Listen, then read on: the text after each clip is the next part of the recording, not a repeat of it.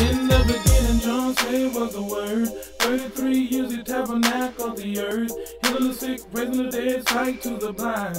In the city of Canaan, turned water to wine. He did live. Are you one of those people that feel you always have to get your point across, no matter what? It's this attitude that destroys marriages, destroys families, destroys friendships, destroys the workplace, destroys the churches, but most importantly, it destroys the effectiveness of your witness to others who are seeking the truth and following Jesus Christ.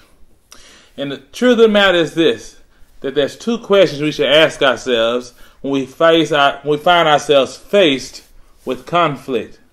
Number one, is getting my point across more important than anything else?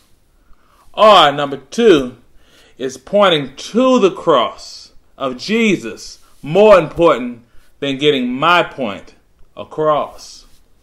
In 2 Timothy chapter 4, the Bible says, "But avoid foolish and ignorant disputes, knowing that they generate strife."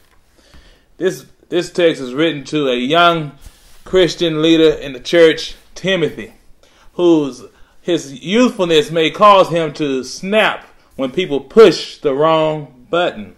So God wanted to make sure that he had good instruction to ignore foolish people, number one.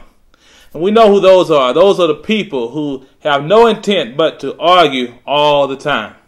They don't even care if they're right or wrong. They just want to argue. Those are foolish people.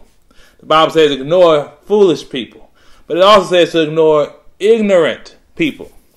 People who ask questions just to try to push your buttons. These ignorant people don't know any better.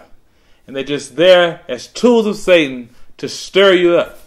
But if you want to really point to the cross more than getting your point across, you must learn how to ignore foolish people and ignorant disputes unless we get in quarrels. It's nothing worse than seeing Christians arguing over petty stuff because their feelings are hurt or because their pride has been pushed around. But really, we have to really shake it down to two things.